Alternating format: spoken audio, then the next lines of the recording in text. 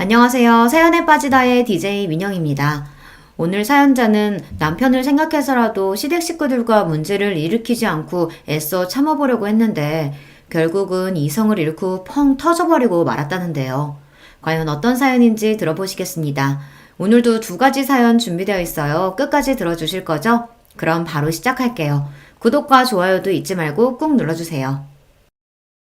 안녕하세요. 저는 40대 여자입니다. 저는 결혼한 지 15년이 넘었어요. 주변에서는 결혼한 지 10년이 넘으면 시집살이도 겪을 만큼 겪어서 누가 뭐라고 해도 다 그러려니 한다던데 저는 15년이 지난 지금에도 아직도 시댁 식구들 사이에서 적응을 못하고 있어요. 사실 제가 남편과 결혼한다고 했을 때 시어머니께서 저를 많이 반대했어요. 제 학벌, 직업, 집안 뭐 하나 마음에 드는 게 없다고 하시더라고요. 처음에 시어머니께서 저를 반대하신다는 사실을 알았을 때는 저도 너무 서러웠어요. 저도 나름 집안에서는 귀한 딸이에요. 부모님께서 경제적으로 여유가 있지는 않았어도 어떻게든 제게 부족한 것 없이 해주시려고 평생 노력하시면서 사신 분들이에요. 그런 부모님을 생각해서라도 시부모님이 반대하는 결혼만은 하고 싶지 않았어요. 그래서 남편과 헤어지려고도 했습니다. 그런데 남편과 제 사이가 그렇게 쉽게 헤어질 수 있는 사이가 아니더라고요. 남편이 결혼할 여자가 있다고 시어머니께 이야기를 하고 난 뒤 시어머니께서 저를 따로 찾아오셨어요. 그러고는 저를 보자마자 미간을 구기시며 당장 남편이랑 헤어지라고 하셨죠. 내가 사실 아가씨 조건만 듣고도 이 자리에 절대 나오고 싶지 않았었는데 내 아들놈 하는 짓 보니 웬만해서 쉽게 헤어질 것 같지가 않더라고. 그래서 내가 아예 직접 오늘 나왔어요. 아가씨도 눈치가 없는 게 아니라면 나나 우리 아들 보면 딱 감이 오지 않아? 아가씨 같은 사람이 우리 집안에 어울릴 리가 있냐고. 순간 저는 제가 드라마 속에 들어와 있는 줄 알았습니다. 이러다가 돈봉투도 받고 물세례도 받는 거 아닌가 싶더라고요. 저도 마음 같아서는 뭐 이런 아줌마가 다 있나 싶어 한마디 하고 싶었지만 남편을 생각해서 마음을 가다듬었어요. 어머님 보시기에 제가 석준 씨에 비해서 학벌이나 직업이 많이 부족해 보이시겠지만 제가 이래봬도 외국에서 직장 생활도 하며 쌓은 경험도 많고 외국어도 소질이 있어요. 더군다나 석준 씨랑 만난 지 2년이 넘었는데 한 번도 다툰 적이 없이 잘 맞아요. 저희 한 번만 믿어주시고 교제 허락해주시면 예쁘게 만나는 모습 보여드릴게요. 남편은 저와 많이 다른 사람이긴 했어요. 저는 남들 다 나오는 대학도 못 나온 고졸이거든요. 저는 공부에 영 뜻이 없어서 고등학교를 졸업하자마자 바로 인도네시아로 넘어가 공부를 하며 돈을 벌었습니다. 그러고는 바로 여행사에 들어가 가이드 생활을 오래 했어요. 반면 남편은 명문대를 나와 대학원까지 졸업하고 외국에서 경영자 과정까지 밟은 인재예요. 당시에 남편은 친구들과 사업을 하며 대학에 강의도 나가고 있었습니다. 그뿐만이 아니에요. 남편네 집안은 남편뿐만 아니라 다른 가족들도 모두 다 조건이 좋아요. 시어머니도 명문여대 음대를 졸업하셨고 시아버지는 의대 교수이자 성형외과 의사예요. 남편의 동생들도 의사이거나 교수입니다. 상황이 그렇다 보니 시어머니께서 저를 반대하시는 게 한편으로는 저도 이해가 갔습니다. 저 같아도 아들이 아깝기는 할 것 같았어요. 아가씨가 세상 물정 모르고 참 순진하네. 우리 석준이랑 인도네시아에서 만났다고 하더니만 둘이 무슨 영화라도 찍는 줄 알아? 현실에서는 절대 그런 식으로 결혼하는 거 아니야. 연애할 때야 콩깍지 씌어서 서로 무슨 짓을 해도 안 싸우고 다 좋을지 몰라도 결혼하면 서로 조건이 있고 가정 환경이 다르면 매일 피튀기게 싸우게 돼 있어. 시어머니께서는 저에게 뭘 모른다며 혀까지 끌끌 차며 한심하다는 듯 이야기하셨습니다. 우리 둘째 며느리는 여대 교수에 처가가 다들 교수 출신이고 막내 아들 약혼녀는 곧 교수 임용 앞두고 있어. 예비 처가는 다들 법조인이고. 이 정도만 들어도 우리 집안이 대충 어떤 집안인지를 알겠지? 아가씨는 이름도 들어본 적 없는 여행사 직원에 부모님은 지방 어디에서 시장에서 장사하신다며? 사람이 분수를 알아야지. 아가씨 같은 고졸이 우리 집안에 들어와서 적응이나 할 수 있겠어? 차라리 제게 봉투를 던지거나 물사례를 퍼부었다면 저도 화를 내거나 큰 소리를 칠 수 있었을 텐데 시어머니께서는 차가운 얼굴로 맞는 말만 하시니 저도 할 말이 없더라고요. 그날 시어머니를 만나고 난 뒤 저는 더 생각할 것도 없이 남편에게 바로 헤어지자고 했습니다. 저는 진심이었어요. 남편을 물론 너무나 사랑했지만 시어머니를 만난 순간 제 주제 파악이 바로 됐습니다. 시어머니 말씀이 맞아요. 아무리 서로 좋아야 하는 결혼이지만 그래도 결혼이라는 게 두 집안이 한 가족이 되는 일인데 이 정도로 서로 집안 수준이 차이가 나면 제 아무리 사이좋은 저와 남편이라도 함께 살다 보면 문제가 생길 수밖에 없겠더라고요. 더군다나 결혼도 하기 전에 이미 시어머니께서 저를 저 정도로 마음에 들어하지 않으시는데 제 결혼 생활이 순탄할 리 없으니까요. 그런데 생각지도 못한 복병이 있었습니다. 남편이 저를 놔주지 않았어요. 시어머니께서 아무리 반대하셔도 저와 결혼하겠다고 우겼습니다. 제가 남편에게 헤어지자고 하자마자 남편은 집을 나오겠다고 했어요.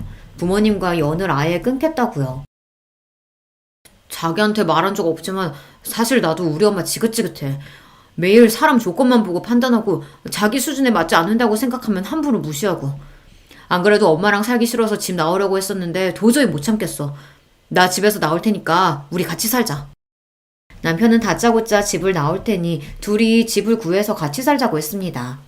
저는 남편의 무모함에 놀라 절대 안 되는 일이라고 했지만 마음속으로는 은근 좋았어요. 남편이 나를 이 정도로 사랑하는구나 확인한 것 같아서요. 그래도 저는 끝까지 버텼습니다. 아무리 그래도 그렇지 다 큰 성인이 이렇게 대책도 없이 집부터 나오겠다고 하면 어떡해. 난 남자 부모님이 반대하는 결혼은 절대 안 할 거니까 이런 짓 해도 소용없어. 나 석준 씨랑 헤어질 거야. 지금이야 우리가 서로 좋아서 제대로 된 생각을 못해서 그렇지 석준 씨 어머님 말씀이 맞아. 우린 애초에 어울리지 않아. 결혼해도 행복할 리가 없어. 앞으로의 미래가 뻔하다는 말 저도 싫어하는데 그 순간엔 확신이 들었습니다. 저와 남편이 이렇게 대책 없이 결혼하게 되면 행복할 리 없었어요. 그런데 인생이라는 게 참 제 마음대로 되는 게 아니더군요. 운명인지 하늘의 장난인지 남편과 헤어지겠다고 한 지 며칠 되지 않아 임신 사실을 알게 됐어요. 제가 남편의 아이를 가지게 된 거예요. 그런 식으로 남편과 다시 만나고 싶진 않았지만 어쩔 수 없었습니다. 어른들의 이기심 때문에 남편과 저의 사랑으로 생긴 아이까지 힘들게 만들 수는 없었으니까요. 그렇게 저와 남편은 뱃속의 아이 덕분에 결혼하게 됐습니다. 물론 임신 사실을 남편에게 알리고 시어머니께서 알게 되신 이후에도 평탄하지는 않았습니다. 임신? 내가 어른으로서 알아듣기에 결혼은 절대 안 된다고 그렇게 이야기했는데도 감히 이런 짓을 벌여? 내 앞에서는 순진한 척, 얌진한 척 하더니만 내 아들이랑 결혼하려고 아주 별수를 탔었구나. 천박해서 원. 이래서 가정교육이 중요한 거라니까. 시장에서 장사 안 하는 양반들이 얘한테 뭘 가르쳤겠어? 엄마, 무슨 말이 그렇게 해요. 우리가 일을 벌이긴 뭘 벌여요. 이게 다 우리가 운명이라서 생긴 일이니까 더는 내 아내 될 사람 모욕하지 말아요. 남편은 무슨 일이 있어도 저와 결혼할 생각이니 더는 반대하지 말라고 단호하게 말했습니다. 안 그러면 부모님 허락 없이도 저와 따로 결혼하겠다고요. 어머머, 여보, 무슨 말이라도 좀 해봐요. 우리 집안 장남이 말도 안 되는 여자랑 결혼하겠다잖아요. 시어머니는 손을 부들부들 떨며 뒤에 목을 잡으며 시아버지를 애타게 불렀습니다. 저도 그날 시아버지를 처음 뵙는 자리라 많이 긴장했었는데 다행히 시아버지는 예상했던 것과 달리 인자해 보이시더라고요. 당신은 배울 만큼 배웠다는 사람이 남의 집 귀한 딸내미한테 말도 안 되는 여자애가 뭐야? 에휴, 창피해서 뭐. 이름이 지영이라고 했죠? 반가워요. 나는 석준이 아비 되는 사람입니다. 결혼 날짜도 잡기 전에 애부터 가졌으니 지영 양 부모님께서 걱정이 많으시겠네. 석준이 네가 빠른 시일 내로 지영 양이랑 상의해서 상견례 날짜부터 잡아라. 배 나오기 전에 식부터 올려야지. 그래도 하늘이 나를 완전히 미워하시지는 않는구나 라고 생각한 게 시아버지 덕분이었어요. 임신 사실을 알고 처음 뵌 시아버지께서는 저에게 아무런 질문도 없이 그냥 바로 저를 가족으로 받아주셨습니다. 그때의 감동은 말로 표현할 수가 없어요. 물론 시아버지의 말씀에 시어머니는 바로 화를 내시며 상견례는 무슨 상견례냐고 버럭 소리를 지르셨지만 그래도 시아버지의 중재 덕분에 무사히 결혼 허락을 받아 상견례도 하고 식도 올렸습니다. 허락을 받았다는 안도감도 잠시, 결혼과 동시에 제 삶은 180도 달라졌습니다. 시어머니께서 어쩔 수 없이 저를 받아주시긴 하셨지만 여전히 저를 탐탁지 않아 하셨기 때문에 저를 대하는 게 전과 다르지는 않았어요. 시어머니께서는 결혼을 허락해 주시는 대신에 저에게 조건을 거셨습니다. 내가 100번 양보해서 결혼을 허락하긴 했지만 그래도 네가 명색이 우리 집안 맏며느리인데 이대로는 도저히 안 되겠다. 남들 다 나오는 대학도 안 나왔으니 사람들 앞에서 내세울 수가 있어야지. 시골이면 바로 직장부터 그만두고 우리 집에 들어와서 살아. 딱 3년만 우리 집에 살면서 대학도 다니고 나한테 이런저런 살림이라도 좀 배워.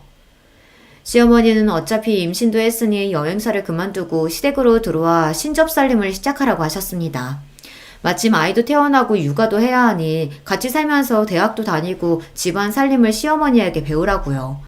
겉으로 듣기에는 시어머니께서 저를 굉장히 배려해 주시는 것처럼 말했지만 그건 제가 원하는 게 아니었어요. 이제와 갑자기 대학에 가는 것도 직장을 그만두는 것도 제가 원하는 게 아니니까요. 더군다나 시어머니께서는 저에게 일절 묻지도 않고 본인 마음대로 제 인생을 좌지우지하려고 하시니 기분이 썩 좋지 않더라고요. 어머님이 보시기에는 제가 다니는 직장이 별 볼 일 없어 보일지 모르지만 저한테는 굉장히 중요한 일이에요. 회사에서 가능하다고 하면 아이 낳기 전까지는 일하고 싶어요. 그리고 대학도 제가 워낙 공부에는 뜻이 없어서 가고 싶지 않습니다. 이 나이에 다시 대학에 들어간다는 건 생각해 본 적도 없고요. 저는 애써 조심스럽게 제 생각을 시어머니에게 이야기했습니다. 하지만 제 이야기를 곱게 들어주실 시어머니가 아니었어요. 내가 언제 네 생각 물어봤니? 난 지금까지 살면서 내가 고졸 며느리 보게 될 거라고는 꿈에도 생각해 본 적 한 번도 없어. 이건 네 개인의 문제가 아니라 우리 집안의 문제야. 잔말 말고 내가 시키는 대로 해. 시어머니께서는 제 이야기를 들은 채도 안 하시고 강압적으로 나오셨어요. 정말 한숨만 나오더군요. 그때였어요.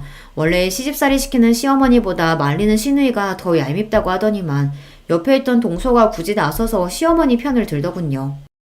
어머 형님, 어머니께서 대학도 보내주고 육아에 살림까지 도와주신다고 집에서 쉬라고 하는데 뭐가 그렇게 생각이 많으세요?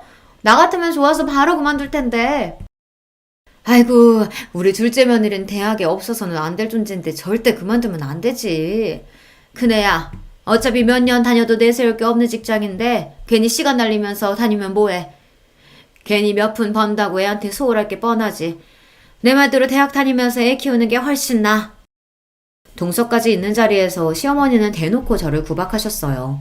제가 무슨 말만 해도 괜한 소리 하지 말고 당신이 시키는 대로 무조건 하라고 하셨죠.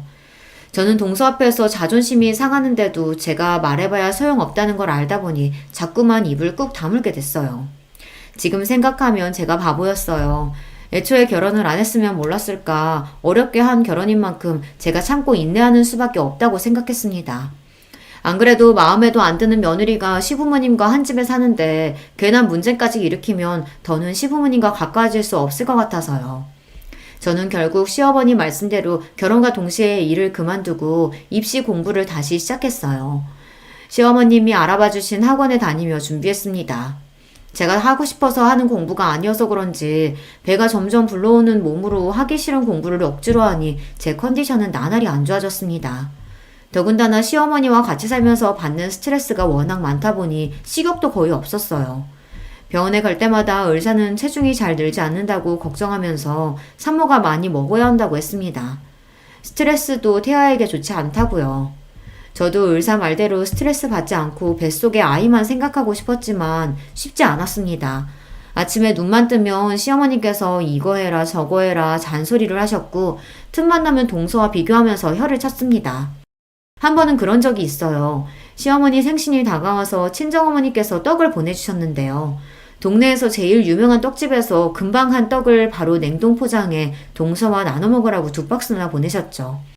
저는 새벽부터 일어나 시어머니 생신상을 차려드리면서 친정어머니께서 보낸 떡을 한 접시 같이 냈습니다. 맛이라도 보시라고요. 그런데 떡을 보자마자 시어머니께서 눈살을 찌푸리셨습니다. 아침부터 밥에 미역국도 버거운데 웬 떡이냐고요.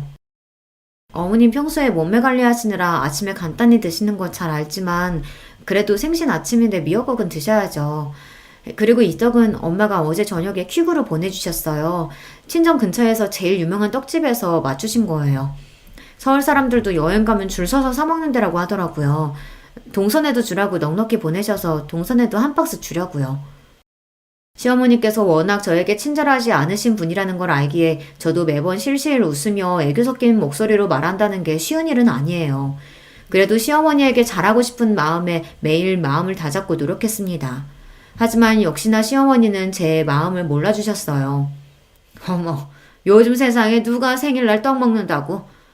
역시 크네. 너희 부모님은 지방분들이라 그런지 많이 뒤처지시긴 했다.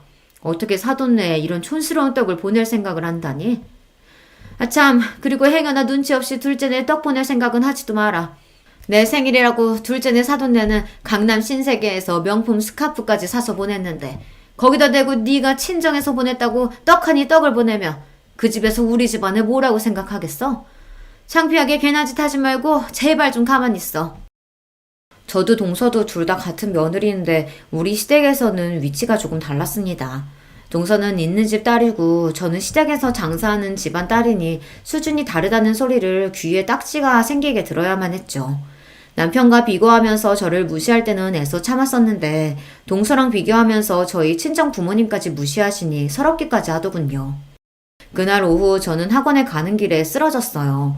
시어머니 생신상 차린다고 며칠 전부터 장보고 음식하느라 무리했더니 몸이 많이 견디질 못했나 보더라고요. 저는 바로 응급실로 옮겨졌고 하마터면 큰일을 치를 뻔했습니다. 병원에서는 유산기가 있다며 무조건 안정을 취해야 한다고 했어요. 저도 그러려고 했던 일은 아니지만 본의 아니게 그 일이 집안에 분란을 만들었습니다. 남편이랑 시아버지께서 난리가 났거든요. 이게 다 엄마 때문이에요. 임신한 사람한테 갑자기 대학을 가라고 우겨가지고 이런 사달이 난 거잖아요. 큰일이라도 났으면 어쩔 뻔했어요. 뭐야? 네 마누라가 몸이 약해 빠져서 비실비실한 걸 가지고 어디 엄마 탓으로 몰아가? 첫째, 네가 말해봐라. 내가 억지로 대학 가라고 시켜서 힘들어서 쓰러진 거니? 어머니, 제가 요즘 이래저래 몸도 힘들고 피곤해서 그랬나 봐요. 걱정 끼쳐서 죄송해요. 결혼하고 시댁에 같이 살면서 남편과 시어머니의 사이가 전보다 더 안 좋아졌습니다. 아무래도 남편이 출근한 사이 저와 시어머니 둘만 집에 있다 보니 남편이 걱정을 많이 했어요. 시어머니가 임신한 저에게 시집살이를 시키는 거 아닌가 해서요. 그러다 보니 남편은 사소한 일에도 일일이 예민해져서 시어머니 앞에서 제 편을 들었습니다. 그럴수록 저는 더 힘들었습니다. 저는 나름 시어머니의 비율을 맞춰가며 잘 지내보려고 노력하는데 남편은 자꾸만 시어머니를 감시하듯 보니 시어머니는 점점 더 저를 미워하시는 것 같았죠. 중간에서 제가 어떻게 해야 할지 몰라 곤욕스러울 때가 많았습니다. 대학에 가겠다고 제가 학원 다니는 걸 남편은 안 그래도 마음에 들어하지 않았었는데요. 그런 일까지 터졌으니 남편은 참지 못하고 어머니께 소리부터 지른 거죠. 평생 엄마가 마음대로 우리 휘두르려고 하는 거 100번 1000번 양보해서 자식이니까 그럴 수 있다 참았어요. 근데 이 사람은 엄마 자식이 아니잖아요. 나가서는 세상 고상한 척 다 하시면서 며느리한테는 왜 그러시는 거예요? 요즘 세상에 시어머니가 남의 자식 데리고 살면서 그렇게 괴롭히면 남들이 욕해요. 김석준, 너 아무리 화가 나도 그렇지. 이 녀석 누가 감히 엄마 앞에서 그런 소리를 해? 며느리가 왜 남의 자식이야? 너랑 결혼했으면 우리 자식이지. 남편과 시어머니가 큰 소리를 내며 싸우는 사이 퇴근하고 돌아오신 시아버지께서 상황을 보고 남편을 나무라셨습니다. 김 교수 말이 그네가 워낙 몸이 약한데 무리해서 뱃속에 아이가 크는 속도가 더디다고 하더라. 공부도 좋지만 지금은 산모랑 아이가 제일 중요할 때니 애 낳을 때까지는 공부고 뭐고 집에서 좀 쉬어. 당신도 본인 욕심 채우자고 며느리 힘들게 하지 말고 그냥 좀 놔둬. 임신했을 때부터 시아버지께서 잘 아시는 교수님에게 진찰을 받았기 때문에 누구보다 제 상태에 대해 시아버지께서 가장 잘 알고 계셨어요. 그러다 보니 시아버지께서는 저를 볼 때마다 노심초사하셨습니다. 안 그래도 제가 허약한 체질이라 임신했을 때부터 걱정이 많았었는데 쓰러졌다고까지 하니 앞으로 출산 때까지는 아무것도 하지 말고 꼼짝도 하지 말라고 하셨습니다. 그런 상황을 시아버지께서 달가워하실 리 없었습니다. 아이고, 누가 보면 내가 며느리 하나 잡는 줄 알겠네. 첫째 너는 좋겠다. 남편의 시아버지까지 다들 네 편만 들어서?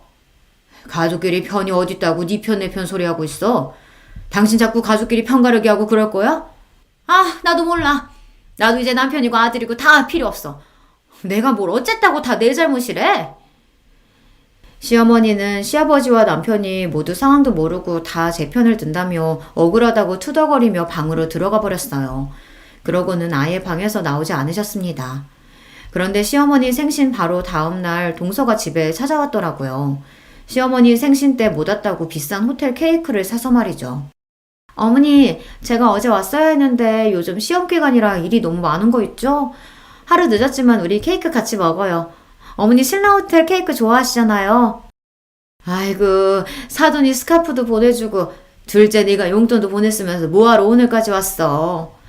근데 나처럼 며느리 시집살이 시키고 구박하는 시어머니가 이렇게 좋은 케이크 먹을 자격이 있나 모르겠다. 평소 시어머니께서 저에게 냉랭하게 구실 땐 원래 성격이 냉랭하신 분인가 싶다가도 동서를 대하는 걸 보면 전혀 그렇지 않았어요. 사람을 대놓고 차별하는 것도 아니고 시어머니는 동서에게는 굉장히 자상하고 따뜻하셨거든요. 어머, 어머님 그게 무슨 말씀이세요? 어머님이 무슨 며느리한테 시집살이를 시킨다고요? 도대체 누가 그런 말도 안 되는 소리래요? 시어머니는 이때다 싶으셨는지 동서에게 어제 있었던 일들을 하소연하듯 토로하셨습니다. 제가 옆에 있는데도 말이죠. 아들 키워봐야 다 소용없다더니만 장가 가니까 아들놈이 자기 마누라 편 만드는 거 있지? 둘째 너는 절대 자식 낳지 말고 그냥 네 인생 살아. 내가 아주 다 늙어서 서러워 죽겠다. 시어머니께서 저더러 들으라는 식으로 연신 어제 일을 이야기하시며 비아냥거리시는데 저로서는 할 말이 없더군요. 제가 같이 있어봐야 좋은 소리 못 들을 것 같아 저는 자리를 피해 주방에 있었습니다. 시어머니와 동서 사이에 껴봐야 좋을 게 없으니까요. 그런데 굳이 주방까지 따라온 동서가 안 해도 될 말을 하더군요. 형님도 참 대단하세요. 어떻게 쓰러져도 어머니 생신날 떡하니 쓰러져요. 그 덕에 아버님께서 형님 편만 들어주셨다면서요? 역시 외국에서 가이드 하면서 산전수전 다 겪으셨다더니 대단하긴 하네요. 동서, 그게 무슨 뜻이야? 설마 내가 지금 일부러 쓰러지기라도 했다는 거야? 동서가 말하는 뉘앙스가 아무래도 거슬려서 저는 서울거지를 하다 말고 정색했습니다. 그런데도 동서는 당황한 기색조차 없더군요. 앞뒤 정황이 아무래도 이상하잖아요. 일도 그만두고 집에서 팽팽 놀면서 도대체 쓰러지긴 왜 쓰러져요? 연신 학원 다니기 싫다고 하더니만 가기 싫어서 일부러 쓰러진 거 아니에요? 동서가 뭘 한다고 이래? 그래, 뭐 나도 솔직히 학원 다니기 싫었어. 그렇다고 그런 집까지 버릴 정도로 나 영악한 사람 아니거든? 동서야말로 엄연히 내가 손윗사람인데 왜 자꾸 버릇없이 덤비고 그래? 시어머니한테 구박 맞은 것도 짜증나 죽겠는데 동서까지 저를 무시하니 참을 수가 없더군요. 와, 어머니 앞에서는 찍소리도 못 하시더니만. 형님 성격 보통이 아니시네요. 손윗동서라고 지금 저더러 형님 대접해달라는 거예요? 하긴 이 험난한 사회에서 고졸로 버티며 산다는 게 쉬운 일이 아닌데 악착같이 버티면서 아주버님 같은 분까지 꼬신 걸 보면 보통일 리가 없죠. 거실에 시어머니도 계시니 저도 웬만하면 참으려고 했습니다. 그런데 저도 사람인지라 동서가 얄미운 입으로 고조를 어쩌고 하는데 도저히 참을 수가 없더군요. 안 그래도 몸도 안 좋아서 예민한 와중에 동서가 자꾸만 사람을 건드리니 저도 모르게 욱했습니다. 동서, 명색이 교수라는 사람이 왜 이래? 할 말 못할 말 구분도 못해?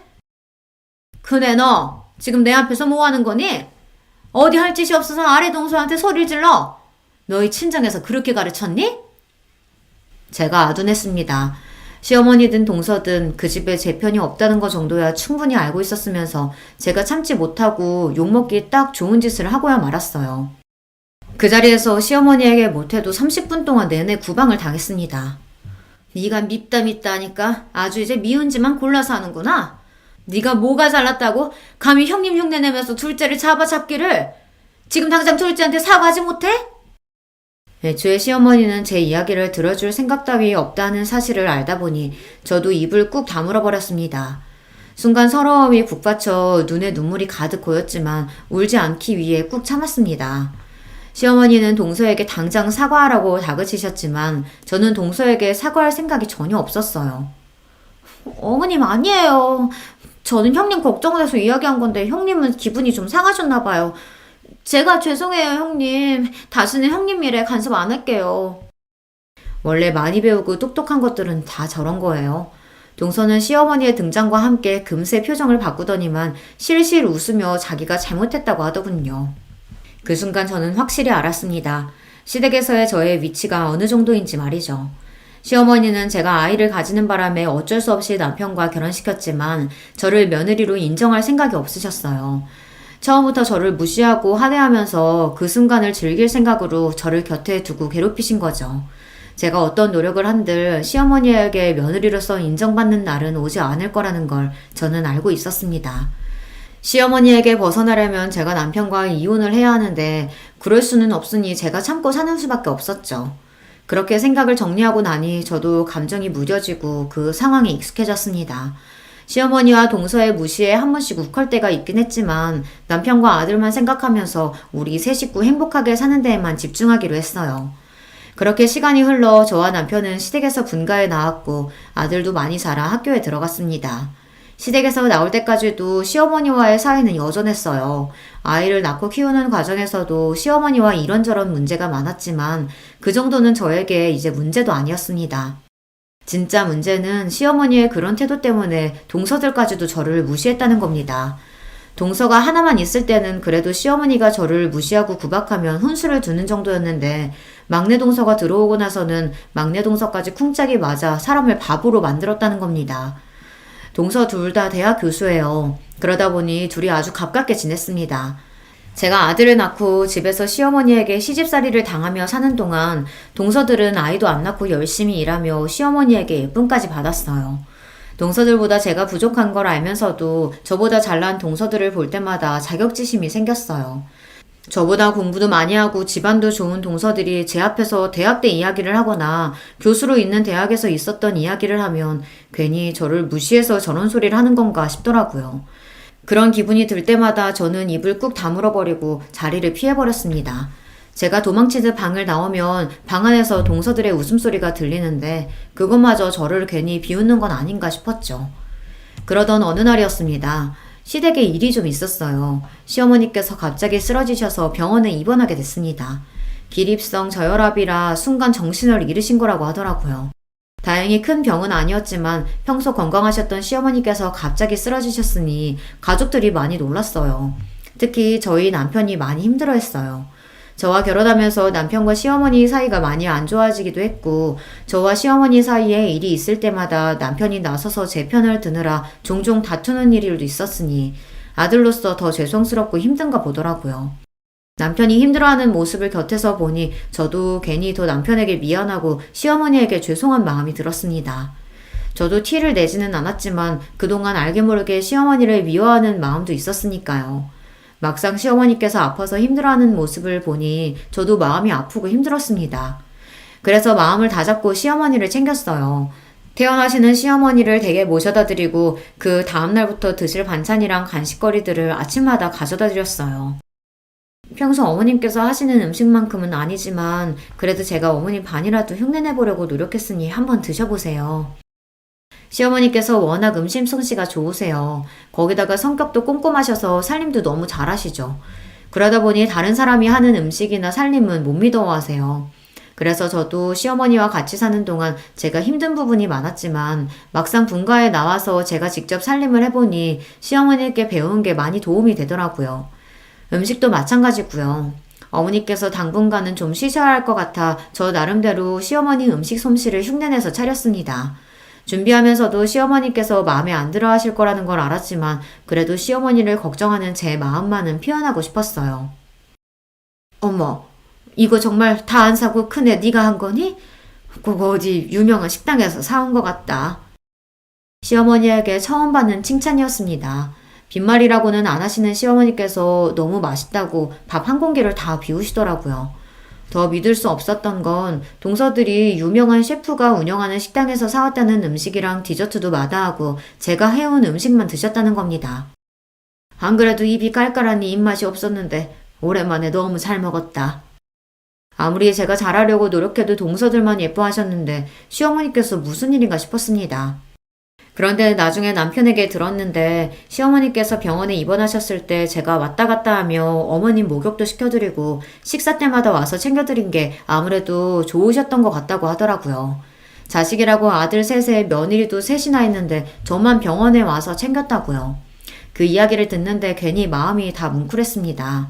시어머니께서 이제라도 제 마음을 알아주는 것 같았거든요. 그런데 그런 이야기를 듣고 가만히 있을 동서들이 아니었죠. 형님도 참 대단해요. 지난 10년 동안 어머님께 구박이라는 구박은 다 당하면서 사셨으면서 반찬까지 싸다 바치고 싶으세요? 그러게요. 저 같으면 대학 못 나왔다고 무시하고 사돈네 못 산다고 그렇게 대놓고 무시하면 미워서라도 아프든지 말든지 신경도 안 쓸 것 같은데. 형님은 참 배일도 없으시네요. 동서들 말이 듣기 좋지는 않았지만 틀린 말도 아니었습니다. 동서들도 알아요. 그동안 시어머니께서 저에게 어떻게 했는지 말이죠. 시어머니는 동서들 있는 앞에서도 툭하면 제가 고졸이라 마음에 안 든다는 둥, 돈 없으면 저렇게 자식이 대학도 못 가고 고생만 하는 거라는 둥, 그런 식의 막말을 했거든요.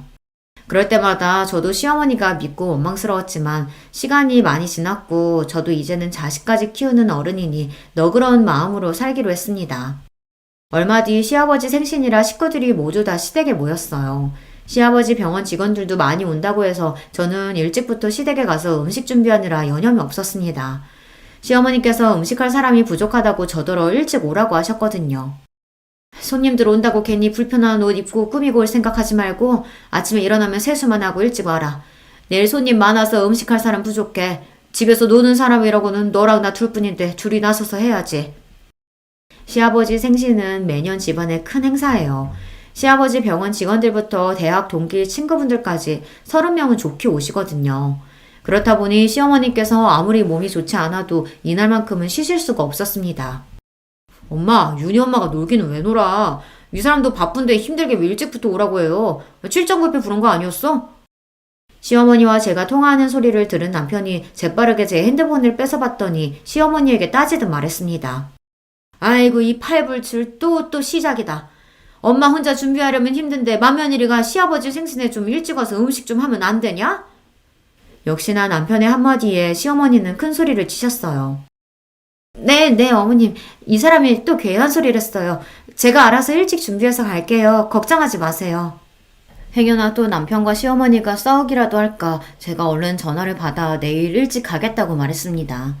시어머니께서 몸이 많이 안 좋아지면서 그래도 전보단 저에게 많이 의지하고 편하게 대해주셔 조금이나마 가까워진 것 같았는데 그러나 중에 남편이 싫은 소리 한 번 했다가 행여나 공든탑이 무너질까 저는 안절부절 못했습니다.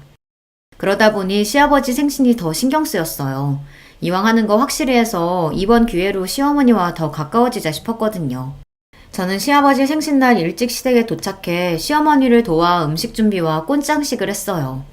시어머니께서 워낙 꼼꼼한 성격이시라 출장 뷔페를 불렀다고 해도 시아버지께서 좋아하시는 음식들은 무조건 본인이 준비하셨거든요. 한참 음식 준비로 바쁘다 보니 시간 가는 줄 몰랐는데 역시나 동서들은 느스막히 와서는 일이 바빠네 어째네 하면서 자기들끼리 죽는 소리를 해댔어요. 마음 같아서는 듣기 싫어서 조용히 하고 빨리 일이나 거들라고 하고 싶었지만 제가 어디 이 집안에서 그런 소리나 할 수 있는 사람인가요? 저나 조용히 하고 일이나 해야 했죠. 그러던 중 일이 좀 있었습니다. 시아버지 친구분이 몇 분 오셨는데 동서들도 아시는 분들인지 나서서 호들갑을 떨며 자리에 앉더라고요. 가는 길에 음식이라도 몇 가지 상에 가지고 가면 좋으련만 동서들은 손 하나 까딱 안 하고 자기들 좋아하는 맥주만 쏙 들고 가버렸어요.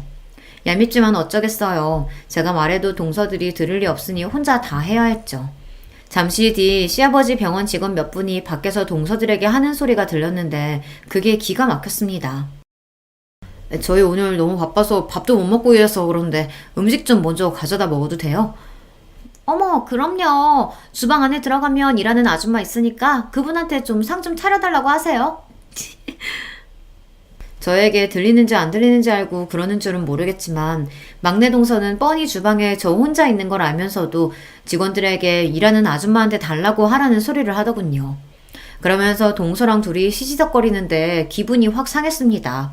아무리 자기들이 나를 무시해도 그렇지 사람을 뒤에 두고 저런 짓을 하나 싶어서요. 저는 듣다 기분이 상해 먼저 음식을 들고 나갔습니다. 그리고는 주방 앞에 있던 병원 직원에게 인사를 하고 쟁반은 막내 동서에게 던졌어요. 동서는 직원분들 배고프시다는데 왜 그렇게 멍하니 서 있어? 빨리 이거 좀 가져다 드려.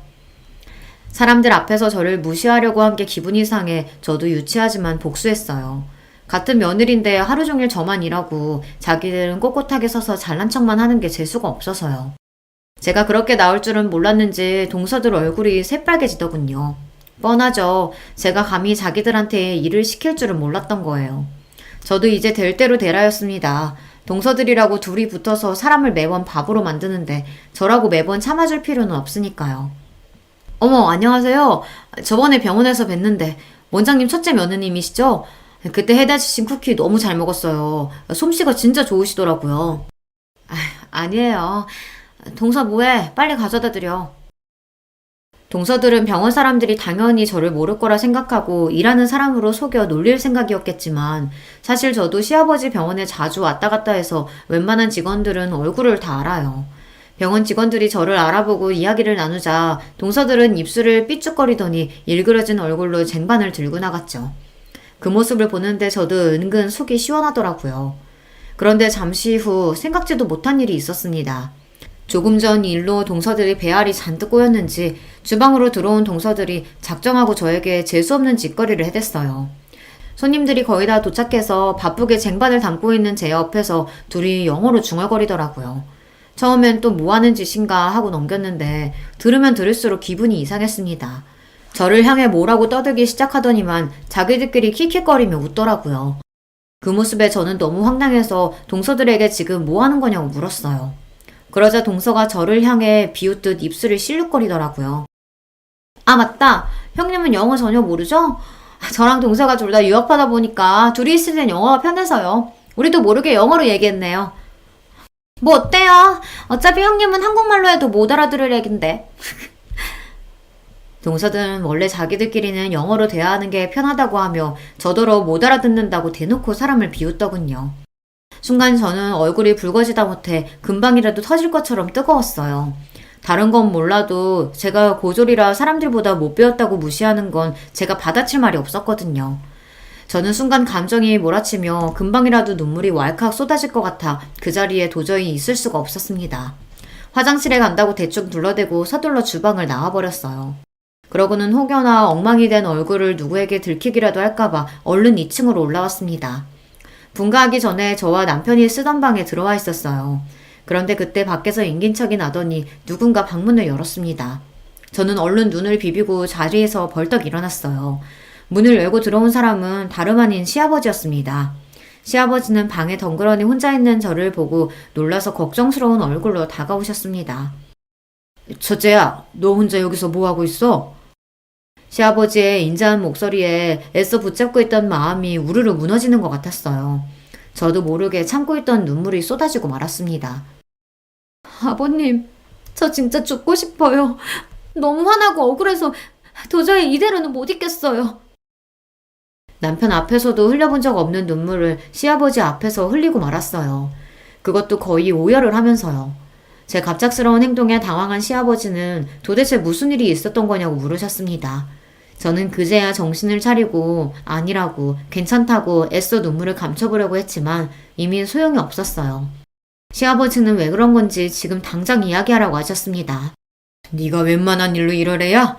뭐가 그렇게 서럽고 억울해서 그래? 얘 괜찮으니까 얼른 얘기해봐. 내가 다 해결해 줄게. 저는 당황해서 우물쭈물하다 결국은 그동안 있었던 일을 다 이야기했습니다. 동서들이 저를 만날 때마다 얼마나 무시했는지 말이죠. 시아버지께서는 가만히 제 이야기만 듣고 계셨어요. 그러고는 아무 말 없이 제 등을 토닥여 주시더니 바로 남편에게 연락해서 저를 데리고 가라고 하셨습니다. 저는 어리둥절한 상태로 남편과 집에 돌아왔어요. 그런데 다음날 아침 말도 안 되는 일이 제 눈앞에 벌어졌습니다. 아들을 등교시키고 집에 돌아왔는데 동서 둘이 우리 집 현관 앞에 서 있더라고요. 저는 동서들 얼굴을 보자마자 기분이 상해 쳐다보지도 않고 집 안으로 들어가려고 했습니다. 그러자 동서가 제 손을 덥석 잡더니 따라 들어오더라고요. 저는 놀라서 지금 뭐 하는 거냐고 소리쳤어요. 그런데 그때 우물쭈물하고 있던 동서들이 갑자기 바닥에 무릎을 꿇고 앉더라고요. 저희가 생각이 짧았어요. 저희는 그냥 형님이랑 허물없이 지내고 싶어서 그런 건데 형님이 그렇게 힘들어하신지는 생각도 못했어요. 저는 순간 어안이 벙벙해서 도대체 이게 무슨 일인가 싶었습니다. 맞아요, 형님. 저희는 그냥 형님이랑 친하게 지내고 싶어서 그런 건데 기분 나쁘셨다면 너무 죄송해요. 제발 저희 용서하시고 아버님께 우리 다 풀고 화해했다고 잘 좀 말씀드려주세요. 막내 동서가 아버님까지 운운하며 이야기를 하는 거 보니 아무래도 아버님께 혼났다 보다 싶었죠. 알고 보니 어젯밤 시아버지께서 저를 집에 보내고 나서 동서들을 불러 아주 호통을 치셨나 봐요. 너희들이 그깟 대학 좀 나오고 외국물 좀 먹었다고 대단한 줄 아나 본데 나는 절대 그렇게 생각 안 한다. 너희야 운 좋게 부모 잘 만나서 부모님이 다 알아서 뒷바라지 해줬지만 그네는 너희랑 달라. 혼자 힘으로 그 먼 외국 땅까지 가서 돈 벌고 자리 잡은 애라고. 그뿐만이 아니었어요. 원래 둘째 아들에게 원장 자리를 넘겨주신다고 하셨던 아버님께서 말을 바꾸셨대요. 그동안 너희가 몰라서 그렇지. 우리 병원에 동남아 손님들 몰고 온 건 다 큰애 덕분이다. 나는 생각도 못하고 있었는데 그네 아는 여행사 대표가 성형에 관심 있는 동남아 큰손을 몇 명을 소개해준 줄 알아? 그 연줄로 올해 최고 매출 찍은 거라고. 거기다가 큰애가 통역까지 다 해줬다. 내가 그래서 얼마나 덕을 많이 받는데? 너희 큰애가 인도네시아 말할 때 얼마나 멋있는 줄 아냐? 그깟 남들 다 아는 영어 좀 한다고 뻐기기는. 그랬습니다. 제가 몇 년 전부터 잘 아는 여회사 사장님께서 부탁하셔서 시아버지 병원을 소개했어요. 최근 동남아에서 오시는 손님 중에 한국에서 성형을 받고 싶어하는 사람들이 많다고 하더라고요. 그래서 몇 번 제가 손님들을 모시고 시아버지 병원에 가서 통역도 해드렸죠. 그 이후 소문이 좋게 나서 외국인 손님이 대폭 늘었어요. 그 일로 시아버지께서 저에게 매우 고마워하셨습니다. 목동이가 굴러왔다고요. 아버님, 형님 말만 들으시고 저희 오해하신 것 같은데 저희 형님 무시한 거 아니에요. 저희는 그냥 형님이랑 허물없이 지내려다가. 뭐? 허물없이? 두 번만 허물없이 지냈다가 아주 이제 동사들끼리 욕도 하겠다. 나도 지난 10년 동안 너희 며느리 셋 다 지켜봤어. 너희들이 아무리 학벌이 좋고 직업이 좋다고 해도 남편 챙기고 집안일 챙기는 면에서는 그네 발톱에 때만도 못해. 그런 것들이 어디서 잘난 척이야? 앞으로 병원 일은 큰애랑 큰며느리한테 맡길 테니까 그런 줄 알아. 의사인 둘째 서방님이 당연히 병원을 물려받을 줄 알았는데 시아버지의 생각은 달랐습니다. 병원을 운영하는 일에 있어서는 저나 남편이 훨씬 더 나을 것 같다고 저희에게 물려주시겠다고 했어요. 아버님, 그게 말이 돼요? 아주버님이랑 형님은 둘 다 의사도 아니고 병원 일은 조금도 모르는데 병원을 맡긴다뇨. 그럼요. 아버님, 그건 누가 봐도 아니죠. 둘째 아주버님이 병원을 위해 얼마나 열심히 일하시는데요. 병원도 엄연히 사업이야. 의사야 병원에 차고 넘치는데 병원 운영은 사업가가 맡아서 하는 거지 뭐. 아버님께서 워낙 완강하게 나오시니 동서들은 어쩔 줄 몰라 하며 시아버지 앞에 머리를 조아렸습니다. 아버님, 제가 잘못했어요. 다시는 형님한테 그런 짓 안 하고 잘할게요. 어머님도 준혁씨 성격 잘 아시잖아요. 저 때문에 병원장 자리에 아주버님한테 넘어갔다고 하면 저랑 안 산다고 난리칠 거예요.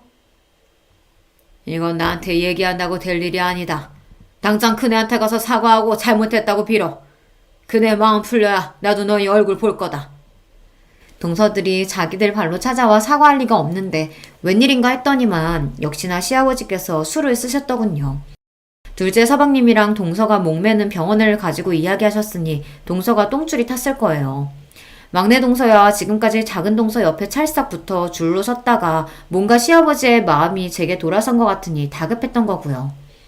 지금까지 내내 저를 하대하며 무시하던 인간들이 한순간에 머리를 조아리고 제 앞에 무릎을 꿇은 모습을 보니 기가 막히면서도 저도 모르게 웃음이 튀어나오더군요. 그 자리에서는 동서들 눈도 마주치지 않고 저는 집으로 들어와 버렸어요. 동서들이 지금까지 저에게 저지른 일들이 있는데 무릎 한번 꿇었다고 이렇게 쉽게 용서해 줄 수가 없었습니다. 그날 이후에도 동서들은 안 하던 짓을 했어요. 저에게 어울릴 것 같다며 스카프며 가방을 사들고 와서는 살살 꼬리를 흔들며 여우짓을 했습니다. 이거 요즘 제일 핫한 브랜드인 거 아시죠? 백화점에서 딱 본 순간 형님한테 딱이겠다 싶어서 제가 바로 결제해달라고 했어요. 잘했죠? 형님한테 너무 잘 어울리겠다. 형님, 이제 마음 좀 푸시고 작은 형님 사과 좀 받아주세요. 그래요, 형님. 제가 공부만 하느라 세상 물정이라고는 몰라서 그런 거니까 조금만 너그럽게 이해해주세요. 그리고 아주버님은 지금 하시는 사업도 잘 되시는데 굳이 병원 일까지 하실 필요 없잖아요. 그런 일은 그냥 저희한테 맡기세요. 동서들의 속이 뻔히 다 보였습니다. 시아버지께서 완강하시니 대충 저에게 사과하고 넘어갈 생각이었죠. 사업 잘 되니까 이럴 때 다른 사업도 해보는 거지 뭐. 나도 병원에 몇 번 손님 소개하면서 왔다 갔다 하다 보니까 은근 재밌더라고. 이 김에 그냥 나랑 남편이 본격적으로 맡아서 병원 운영해보는 것도 나쁘지 않을 것 같아. 제 말에 눈이 동그래져서 동공이 마구 흔들리는데도 동서는 애써 표정을 가다듬으며 실실 웃었습니다. 마음 같아서는 저에게 소리를 버럭 지르고 싶겠지만 꾹 참고 있는 게 보였어요. 그 이후로도 내내 동서들은 틈만 나면 찾아와 저에게 온갖 아부와 선물 공세를 했습니다. 저는 그냥 이 상황을 즐기고 있어요. 사실 저나 남편이나 병원 운영에 딱히 관심은 없어요. 남편도 작은 서방님이 맡으시는 게 당연하다고 생각하고 있습니다. 하지만 동서들이 워낙 저에게 했던 짓이 괘씸해서 당분간은 즐기기로 했습니다. 이 기회에 동서들 버릇을 똑똑히 고쳐주려고요. 제가 잘하고 있는 거 맞겠죠? 여러분께서 저에게 잘하고 있다고, 조금만 더 동서들에게 복수하면서 즐겨도 된다고 응원하는 글 많이 댓글로 남겨주시면 저에게 큰 힘이 될 것 같습니다. 두서없이 써내려간 제 이야기 끝까지 들어주셔서 감사합니다. 여러분의 가정에는 언제나 화목한 일만 가득하시길 바랄게요. 반갑습니다. 저는 경기도에 살고 있는 30대 중반의 여자입니다. 제가 워낙 말솜씨가 없는 편인지라 재밌게 이야기하는 법을 모르는데요. 사연을 보내는 건 써두고 몇 번이나 고쳐 적을 수 있으니 용기가 생겨서 이렇게 한번 도전해보게 되었습니다. 이 이야기는 몇 달 전 저에게 있었던 웃지 못할, 그러나 생각하면 어이없이 웃음이 나오는 일인데요. 여러분께 한번 들려드리도록 하겠습니다. 전 지금 여성 속옷 사업을 하고 있어요. 규모는 정확히 말할 수 없지만 그래도 이름을 말하면 업계 쪽에선 꽤 알아주는 정도죠. 매출이 얼마인지, 제 연봉이 얼마인지, 자산을 얼마 정도 가졌는지는 우리 신랑도 몰라요. 제가 말한 적이 없거든요. 돈 얘기는 가족끼리여도 선을 그어두는 게 제 철칙이거든요. 통장을 오픈하지는 않아도 상대가 금전적으로 여유로운지 아닌지는 충분히 알 수 있으니까요. 그 정도면 됐다고 생각해요. 이런 철칙을 세운 건 별다른 큰 이유가 있어서 그런 게 아닙니다. 다만 결혼한 부부도 남이 될 수 있고 돈 문제가 걸리면 사소한 다툼도 크게 번질 수 있다는 걸 아니까 사전에 대비하는 거라고 보면 되겠네요. 부부 사이에 계산적으로 굴게 되는 것도 싫고요. 다행히 남편도 이런 제 생각을 이해해줘서 여태껏 서로의 자산에 대해선 터치하지 않았습니다. 저는 지금 15명의 직원을 두었고 그들의 월급을 넉넉히 챙겨주고도 제가 충분히 가져갈 만큼 안정적인 상황이에요. 무슨 일이든 10년 이상 버티면 프로라고 하던데 저는 이렇게 되기까지 대략 15년의 세월이 걸렸으니 그 말보다 더 긴 시간을 보낸 후에야 꿈을 이뤘네요. 하루는 길게 느껴지는데 15년은 왜 이리 빠르게 느껴지는지 새삼 제가 견디고 이겨내온 세월이 대단하게 보입니다. 이럴 때면 저 스스로한테라도 잘했다고, 그동안 잘 버텨왔다고 다독여주고 싶어요. 장하다, 대견하다, 기특하다 이런 말을 내뱉을 수 있기까지 저는 그간 많은 시행착오와 고난을 지나쳐야만 했습니다. 저는 편부모 가정에서 자랐어요. 부모님이 이혼하시기 전에는 그리 풍족한 편은 아니었어도 평범한 집이었는데요. 아빠가 보증을 잘못 선 이후부터 가세가 급격히 기울기 시작했어요. 그 어마어마한 빚을 해결하지 못한 엄마는 결국 가족 모두가 거리로 내려앉기 전 이혼을 선택했어요. 이미 고등학교에 들어간 언니는 아빠에게 갔고 그보다 어렸던 저는 엄마에게로 가게 됐어요. 언니랑은 그래도 제가 고등학교에 들어갈 때까지 꼬박꼬박 연락을 했었는데 아빠 빚을 갚으려고 학교를 자퇴하고서 일을 시작한다더니 그 이후로 연락이 끊겨버렸습니다. 번호를 알아내려고 해도 방법이 없었고 문자로 알려줬던 주소를 찾아가 보니 이미 또 한 번 이사를 간 후더라고요. 그렇게 40살이 가까워진 지금까지 언니를 만날 수 없었죠. 밖에서 일 한번 해본 적 없던 엄마는 저를 키우기 위해 설거지 일을 시작하셨어요. 매일 아침 7시부터 저녁 8시까지 설거지만 주구장창 해야 하는 허리 한번 피기 힘든 고역이었죠. 엄마는 일을 갔다 오면 걸레로 방을 쓱 한번 훔치고 따뜻한 밥상을 내어주셨어요. 그리고 당신은 소화가 잘 안 된다며 찬밥에 물을 말아 후루룩 드셨죠. 그런 엄마를 보면서 정말 속상했어요. 허리가 아픈지 엄마는 밤새 잠을 뒤척였고 그럼 저는 또 이불 속에 숨어 내내 울었습니다. 그럴 때면 언니가 너무 보고 싶었어요. 언니가 있었다면 엄마가 덜 힘들었을까. 언니가 있었다면 우리 셋이 손을 잡고 잘 수 있으니까 금방 꿈나라로 갈 수 있지 않았을까. 매일 언니가 곁에 있는 상상을 하며 잠들었던 것 같아요. 나이가 들고 성인이 되면서 이 모든 불행은 결국 돈 때문이라는 걸 알았습니다. 우리 가족이 헤어져야 했던 것도, 언니가 연락을 끊고 떠난 것도, 엄마가 매일 밤마다 끙끙 앓는 것도 전부 바로 그 망할 돈 때문이었다는 걸요. 저는 무작정 돈을 벌기로 했습니다. 어디에 쓸지, 뭐에 필요한지는 중요치 않았어요. 무조건 많은 돈을 벌여야겠다는 게 유일한 목표였죠. 하지만 워낙 없이 자란 탓에 어떻게 해야 돈이 모이는지 몰랐어요. 분명한 건 엄마처럼 저렇게 정직한 일, 또 누구나 할 수 있는 일을 하면 계획처럼 금방 돈을 모을 수 없다는 거였습니다. 그래서 떠오른 게 사업이었어요. 누군가의 밑에서가 아니라 제가 대표가 되는 길이 가장 위험하면서도 힘들지만 그만큼 빠르고 확신한 길이라고 생각했거든요. 무슨 분야가 좋을까, 어떤 계통이 내게 맞을까 고민하다가 찾은 게 바로 속옷 사업이었습니다. 15년 전까지만 해도 여성의 속옷은 그리 발달하지 않은 상태였거든요. 구체적으로 밝힐 수는 없지만 제가 목표한 속옷이 컨셉을 위해서 직접 발로 뛰며 시안을 정하고 제작에 돌입했습니다. 많이 실패하기도 하고 예상한 만큼 성과가 나오지 않아 멈추고 다시 시작하고 멈추고 다시 시작하기는 몇 번째. 제 나이 20대 중반이 되고 새롭게 도전한 디자인 제품이 출시된 이후 제게도 조금씩 단골 손님이 생기기 시작했어요. 그때 처음으로 어쩌면 이 일이 가능하겠다. 나 이 일로 밥 벌어 먹고 살 수 있겠다라는 희망이 보였죠. 그 전까지는 영락없이 쫄딱 망하는 게 아닌가 싶었거든요. 돈이 벌리니까 이 일이 더 재밌어졌고 더욱 많은 돈을 만지고 싶은 욕심이 생겼어요. 이상하게도 돈이 벌리지 않을 때보다 더 열심히 일하게 된 거예요.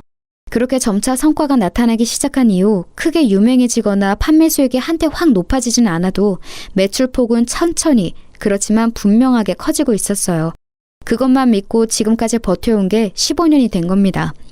이렇게 보니 시행착오를 겪긴 했지만 그래도 확신을 가진 덕분에 엄청 고단했던 길은 아니었던 것 같네요. 마음의 안정이 있는 것만으로도 육체적 힘듦은 어느 정도 극복할 수 있으니까요.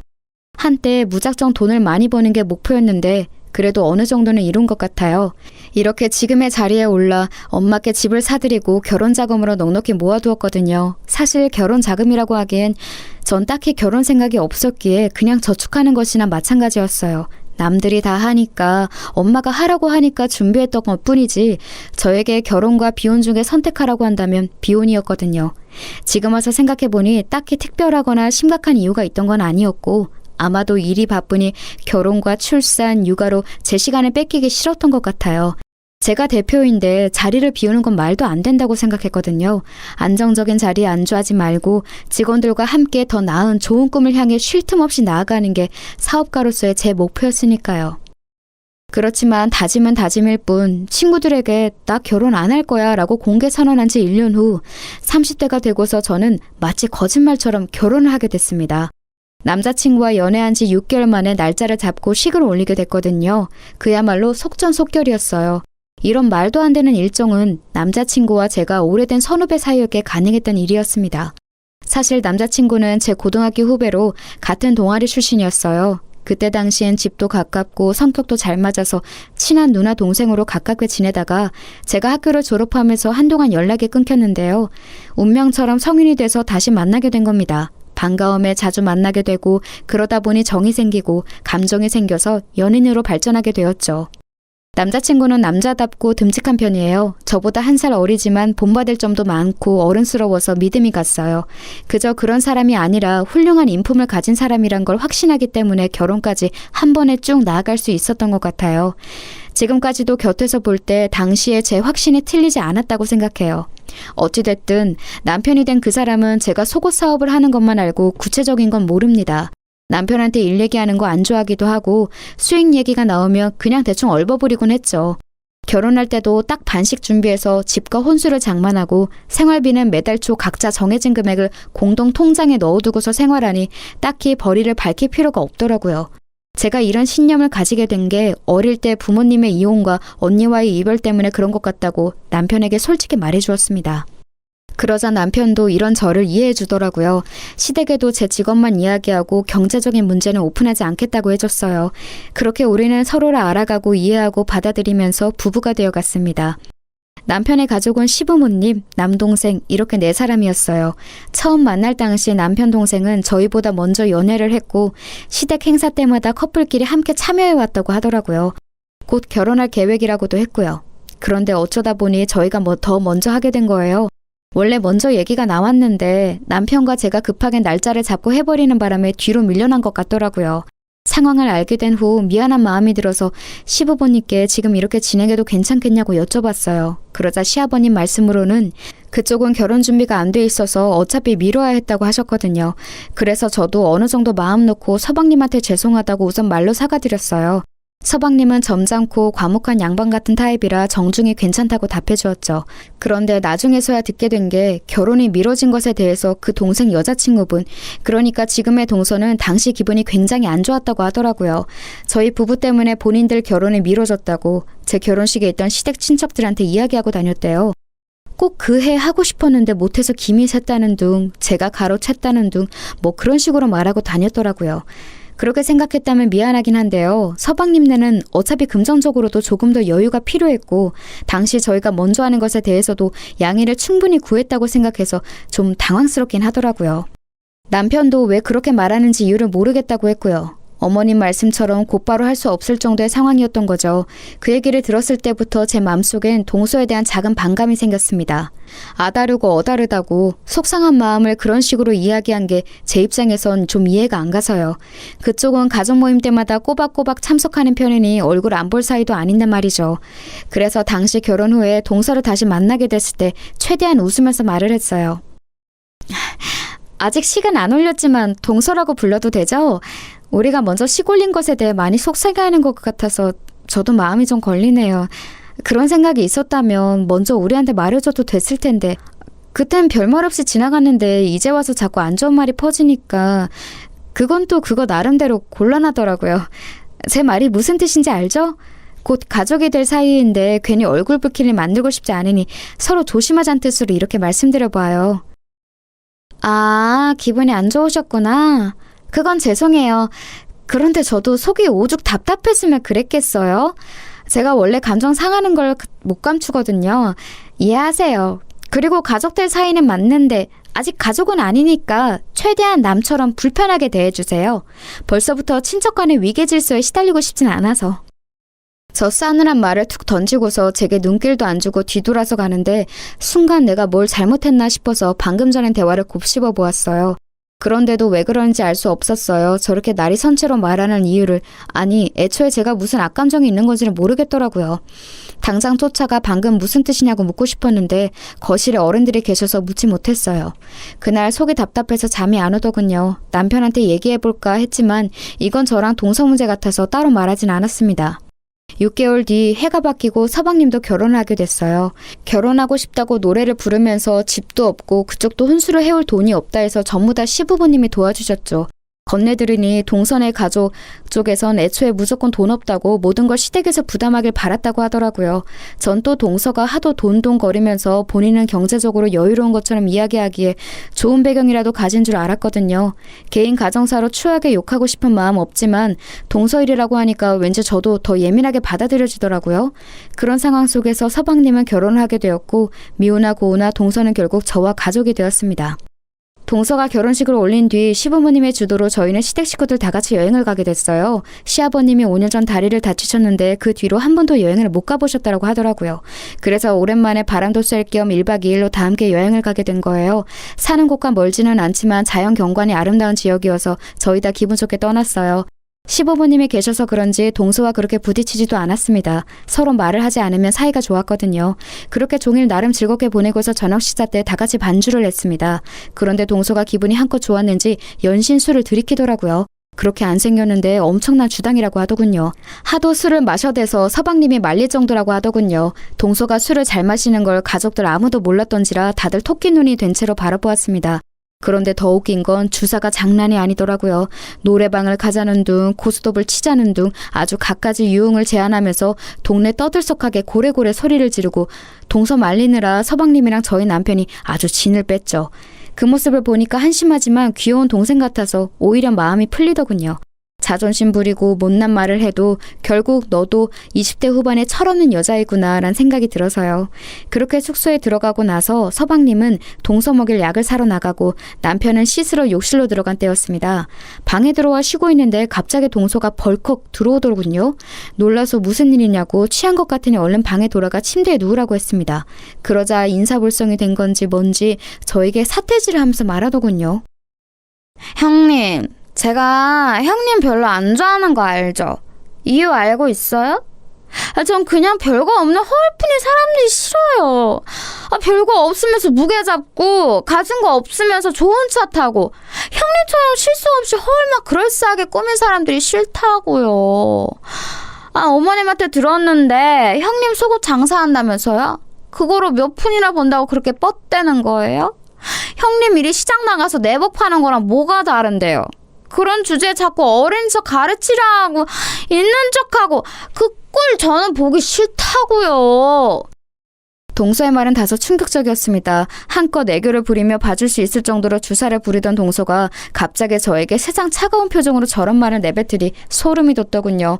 대체 뭔가 있는 척 한다는 건지 사업을 하니 좋은 차가 필요해서 산 거고 제 성격 자체가 무뚝뚝해서 그런 거지 한 번도 예의 없게 말을 하거나 가르치려고 한 적은 없었거든요. 아니 이렇게 변명하는 것도 웃기네요. 애초에 동서는 색안경을 끼고서 저를 바라보니 모든 게 마음에 안 들고 언짢아 했던 것 같더라고요. 다른 건 다 그냥 넘어가겠는데 제 일에 대해 폄하하는 말은 도저히 못 넘어가겠더군요. 그래서 취해서 비틀거리는 동서의 팔을 잡고서 말했습니다. 지금 동서 취했으니까 실수는 어느 정도 넘어가 줄 수 있어. 그런데 내 일에 대해서 함부로 말하는 건 못 참아. 당장 사과해. 이건 가족 간의 위계 질서로 말하는 게 아니라 인간 대 인간으로 말하는 거야. 제 말이 끝나자마자 갑자기 동서는 큰 소리로 울기 시작했고 그 소리에 시부모님이 놀라서 방까지 뛰어들어오셨습니다. 동서는 제가 본인의 팔을 잡고 강하게 흔들었다며 폭력죄로 고소하겠다는 등 별소리를 다 하더군요. 이게 말로만 듣던 피해자 코스프레인가 싶었어요. 시부모님은 제 이야기는 들어보지도 않으시고 취한에 붙잡고선 왜 그러냐며 그만하라고 꾸짖으셨습니다.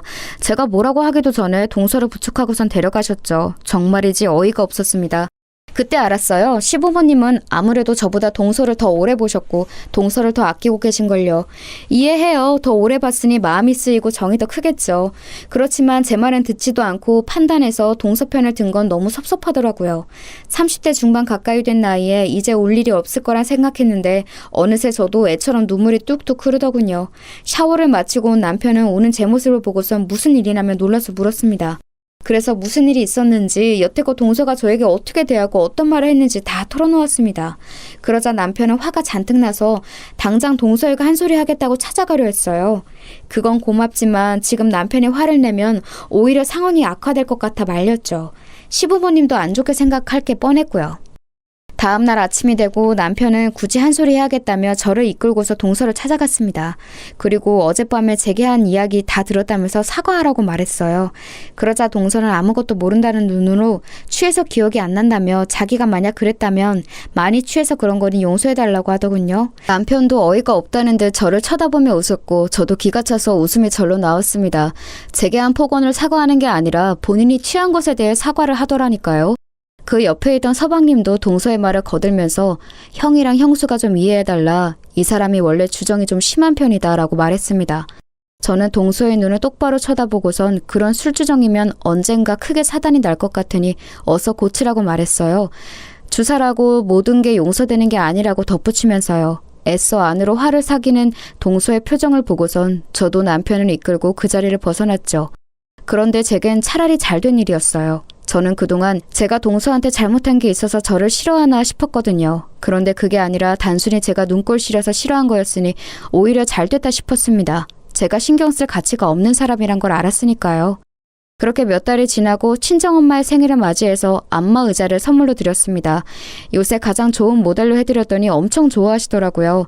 그 모습을 보면서 이제 곧 시아버님도 생신이 다가오니 아버님 댁에도 안마 의자를 선물로 드리면 좋겠다는 생각이 들었습니다. 그래서 다음날 저녁 시댁에서 식사할 때 슬쩍 의사를 여쭤보았어요. 저의 친정어머니가 안마의자를 굉장히 마음에 들어 하시는데 어머님과 아버님은 그런 거 필요 없으시냐고요. 그러자 딱히 필요 없다고 하시더라고요. 생각해보니 서방님이 안마의자 판매 사업을 했었다는 게 생각나서 서방님 때문에 필요 없으시구나 깜빡했어요 라고 했습니다. 그러자 아버님이 한숨을 푹 내쉬시는데 어머님이 눈치를 주시더라고요. 뭔가 저희에게 말하지 않은 일이 있는 것 같았어요. 어쩐지 그날따라 표정이 너무 안 좋아서 무슨 일인가 싶어 여쭤보았습니다. 그러자 아버님이 한참을 망설이시다 결국 털어놓으셨죠. 이 나이 되니 바라는 거 없다. 무력도 없고 뭐 갖고 싶은 것도 없어. 그런데 지금 내 마음속에 가장 큰 걱정거리가 둘째네야. 둘째네가 식당을 차리고 싶다고 하더라고. 뭐 그간 모아둔 돈을 투자해서 지들끼리 알아서 차리겠다는데 난 그런 거 안 했으면 좋겠어. 느낌이 안 좋아. 둘째 성격에 장사가 잘 맞을 것 같지도 않고 새아가도 그냥 요즘 분위기에 휩쓸려 하고 싶다고 하는 것 같고 그냥 원래 하던 안마의자 일은 하지 갑자기 다 그만두고서 웬 장사바람이 든 건지. 듣자 하니 서방님이랑 동서가 한우 가게를 준비하고 있다는 겁니다. 그것도 꽤나 고급스러운 음식점으로요. 위에서 말한 것처럼 두 사람은 장사를 해본 적도 없어요. 게다가 동서는 여태껏 제대로 된 사회 경험이 전무한 백수와 마찬가지고요.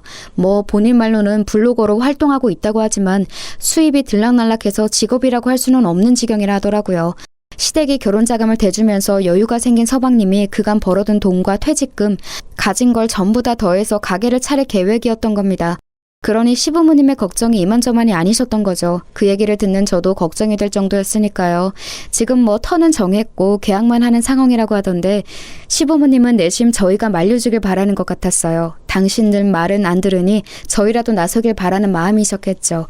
그렇지만 본인들 돈으로 하겠다는데 남편과 제가 뭐라고 할 수 있나요? 어쩔 수 없이 남편이 그날 서방님한테 따로 전화해서 상황을 전달받고 조금 더 꼼꼼히 생각해본 후에 가게를 차리는 건 어떠냐고 말했는데 이미 동서가 모든 계획은 세운 터라 미룰 수가 없다고 하는 겁니다. 아무래도 동서한테 아예 콱 붙잡혀 사는 것 같았어요. 결국 동서를 설득해야 하는 건데 그럴 수 있는 사람이 가족 중에 아무도 없었습니다. 동서의 고집은 못 이긴다는 걸 아니까요. 이런저런 걱정으로 정신없는 일주일이 흐르고 남편이 오랜만에 회식으로 술에 취해 집에 돌아온 날이었어요. 평소 마시지도 않는 술을 잔뜩 마시고 침대에 뻗어버렸죠. 뭐 이런 날도 있겠거니 하면서 남편의 옷을 정리하는데 남편 핸드폰으로 전화가 한 통 왔습니다. 서방님이었어요. 늦은 밤에 전화한 걸 보면 뭔가 급한 일이 있나 싶어서 제가 대신 받았어요. 제 목소리에 당황하기에 무슨 일 있냐고 물었습니다. 그러자 서방님은 잠시 망설이다가 이렇게 말했죠. 형수님, 저 아시죠? 돈 떼어먹거나 뒤통수 치는 그런 사람 아니란 거. 저 여태껏 정직하게 살아왔고 다른 사람한테 폐 한 번 안 끼치고 살아왔어요. 결백해요. 그러니까 그런 저 한 번만 믿고 부탁 하나만 들어주실 수 있나요?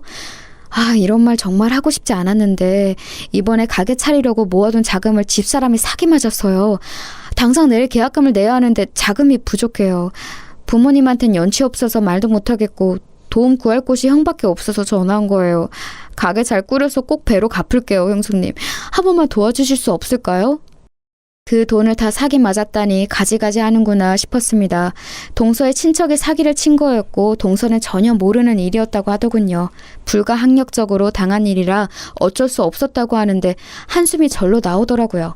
만약 평소에 저 같았다면 당장 가게고 뭐고 때려치라고 했을 거예요. 그게 상식적으로도 맞고요. 사기당할 정도의 사람이면 장사하면서도 분명 돈이 새어나가는 걸 막을 능력이 없을 테고 서로를 향한 믿음에 금이 간 상태니까 원만하게 이끌어갈 수도 없을 거고요. 그런데 저는 차마 서방님에게 쉽게 대답할 수가 없었습니다. 서방님의 목소리가 너무나 처절하고 간절하게 들려서요. 평소에 점잖은 서방님과는 전혀 다른 모습에 놀라기도 했고 얼마나 다급하면 형수인 나에게 털어놓을까 싶어 안쓰럽기도 하고요. 그래서 저는 오늘 밤까지 생각해 보겠다고 하고선 전화를 끊었습니다. 그날 밤 참 많은 생각을 했어요. 생각은 꼬리를 물고 또 물어서 제 어릴 적 생각까지 거슬러 올라가게 하더군요. 만약 우리 집이 사기를 당하지 않았다면 어땠을까? 아니, 사기를 당한 채 위태로운 우리 가족에게 누군가가 손 내밀었다면, 그 사람이 기적처럼 그 빚을 갚아주었다면 우리 가족은 어떻게 됐을까란 생각이 들었습니다. 만약 그랬다면 저도 언니와 행복한 자매로 컸을 테고 사이좋던 부모님도 할머니, 할아버지가 될 때까지 서로를 위하며 함께 하셨겠죠. 돈이란 건 가장 좋다가도 가장 무서운 존재가 맞는 것 같아요. 사랑하는 가족마저도 헤어지게 만들고 간절함으로 무릎 꿇게 만들고 우리가 모르는 모습을 보이게 만드니까요. 찢어진 우리 가족을 떠올려 보니 서방님의 부탁을 거절할 수가 없었습니다. 사기당한 건 한심하지만 일부러 그런 것도 아닐 테고 동서도 상심이 클 거라 생각했어요. 이 일로 두 사람이 헤어지게 된다면 분명 저와 같은 후회를 하게 될지도 모르죠. 그 생각까지 하게 되니 결국 전 그 부탁을 들어주기로 했습니다. 물론 제게도 다소 무리한 금액이었지만 아예 불가능한 건 아니었거든요. 저는 곧바로 서방님께 전화해서 알겠다고 답한 뒤 대신 형과 동서에게는 비밀로 해달라고 했습니다. 남편이 알면 너무나 미안해하면서 분명 가게를 접으라고 말하게 뻔했고 동서가 알면 그 자존심에 화나 죽으려고 할 테니까요. 이에 서방님은 너무나 좋아하면서 감사하다고 수십 번 인사했습니다. 제 돈이니 우선 가게 명의는 제 이름으로 하겠다고 말하더군요. 자기가 사장이 아니라 매니저로서 고용된 거로 하고 꼭 성공시키겠다고 약속했습니다. 저도 뭐 나쁠 거 없으니 알겠다고 했고요. 어쩌다 보니 비밀 사장이 된 거죠. 그렇게 서방님과 동서는 우여곡절 끝에 가게를 시작했습니다. 두 사람이 그런 장사 경험이 적으니 본인 친구 중 장사를 오래 했던 친구들을 고용해서 어찌어찌 잘 꾸려가더라고요. 물론 처음엔 크게 적자였어요. 빚은 늘어갔고 서방님의 자신감도 많이 하락한 듯 보였습니다.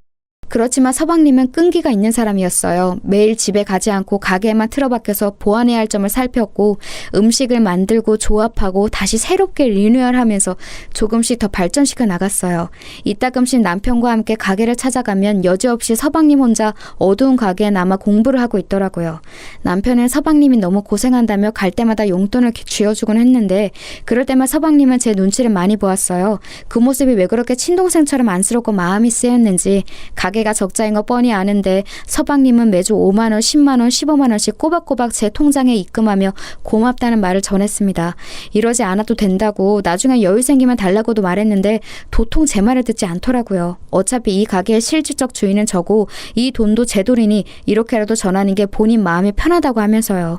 남편에게는 비밀인지라 티는 못 냈지만 그런 서방님이 참 대견했어요. 어떻게든 잘 살아가려고 애쓰는 모습을 보니 언젠간 성공하겠다 싶어서 돈을 빌려준 것에 대해 마음이 조급하지 않더라고요.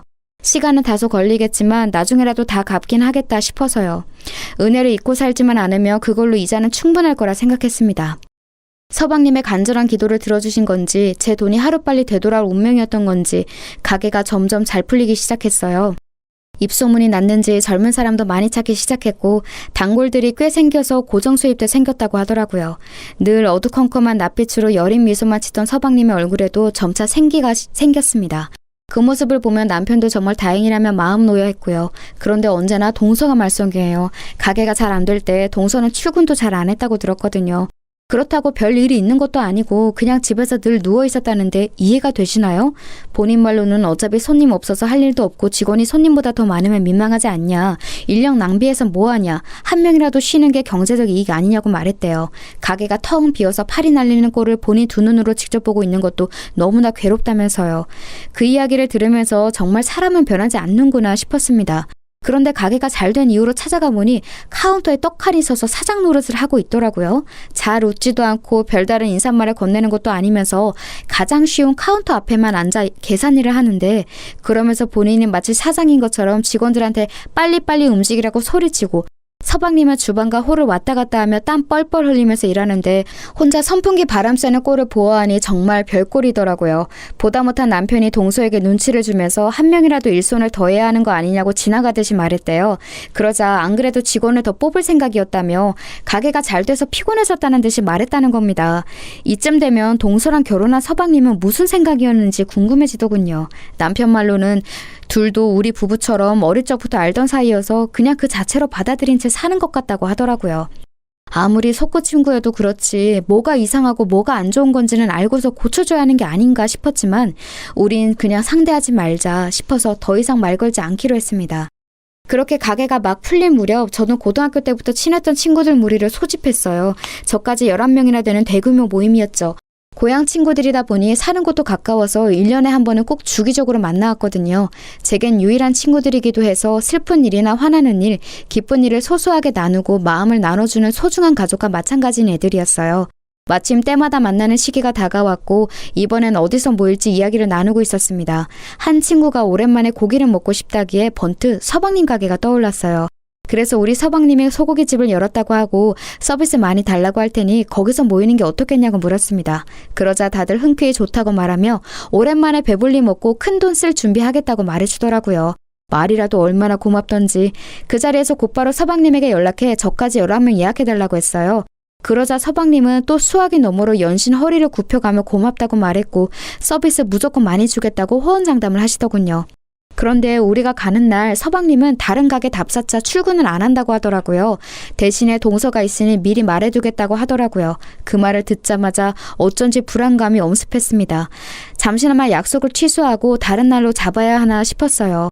하지만 다시 시간 맞추는 것도 힘들고 동서도 설마 본인 가게 음식 팔아주러 가는 건데 또 그렇게 안하무인으로 굴까 싶어서 약속을 취소하지 않고 알겠다 했습니다. 그런데 그게 화근이었어요. 정해진 약속날이 되고 저와 친구들은 들뜬 마음으로 가게를 찾았습니다. 그날은 평일 낮이라 사람들이 대체로 없을 때였어요. 일부러 친구들끼리 그 시간을 맞춰간 거였고요. 오늘 이 모임에 오려고 다들 반차와 연차까지 쓴지라 다들 신난 마음을 감추지 않았어요. 제 사정을 아직 모르는 친구들은 가게에 들어서자마자 문 앞에 서 있던 동서에게 반갑게 인사를 했습니다. 그런데 동서의 표정이 영 좋지 않더라고요. 다들 왜 그러지 하는 눈빛으로 저를 쳐다보았어요. 저는 그냥 빨리 들어가라고 고개짓했고요.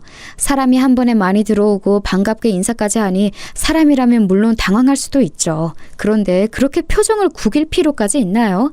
저희가 일부러 말없이 찾아온 것도 아니고 당당히 예약해서 온 건데 저도 갑자기 기분이 상했지만 애써 티내지 않으려고 했어요. 그러자 동서가 가장 마지막으로 들어오던 저를 붙잡고 말했습니다. 형님, 굳이 남편 없는 날에 이렇게 사람들 거느리고 찾아온 이유가 뭐예요? 남편 없으면 일 빨리 정리할 사람 없는 거 모르세요? 저희 정신없이 일하는 모습을 보고 설마 골탕 먹이는 거라고 생각하는 건 아니죠?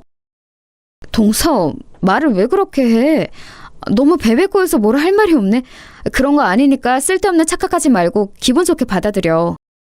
동서는 정말이지 어쩜 저렇게 다르게 생각할까 싶어요. 호의를 호의 그대로 받아들이지 못하는 정말이지 꽈배기 같은 인간이더라고요. 친구들 앞에서 얼굴 붉히기 싫어서 애써 호쾌한 척 넘겨버렸어요. 그때 초장을 잡아놨어야 했는데 말이에요. 저희는 메뉴판을 보면서 뭘 먹을지 이런저런 의견을 나누고 있었습니다. 그런데 사람이 많으니 다소 주문 시간이 길어지게 됐어요. 이 부분은 물론 좀 그럴 수 있긴 해요. 그렇지만 5분을 넘기지는 않았고 옆 테이블에 피해가 가지 않게 저희끼리 조용히 이야기 나눴거든요. 그런데 동서가 저 멀리서 저희를 째려보고 있더라고요. 그마저도 제 친구가 말해줘서 알았어요. 야, 네 동서 지금 우리 노래 보고 있는 거 아니야? 나 지금 얼굴 뚫어지는 줄 알았어. 저 정도면 뭔 악감정이 있는 거 아니야? 너 뭐 잘못했냐? 이젠 친구들도 알 정도니 저도 눈치가 보이더라고요. 대충 메뉴를 통일하고 얼른 주문해야겠다 싶었는데 그 순간 동서가 저에게 다가왔습니다. 그리고 평생 잊을 수 없는 그 말을 제기했죠. 형님, 지금 가게에 전세 낸 건가요? 아까부터 계속 그 테이블만 바라보고 있는 거 뻔히 알면서 이래놓고 주문 안 할 생각은 아니시죠? 아니, 그러고 보니 돈은 있어요? 저희 메뉴 다 값 나가는 건데 이렇게 꼼지락댈 거면 그냥 점심 특선이나 먹고 빨리 가세요. 지금 그 테이블 기다리느라 아무것도 못하고 서 있는 거 솔직히 시간 아깝거든요. 동서의 말에 한순간 가게 안에 찬물을 끼얹은 듯 모든 테이블이 조용해졌습니다.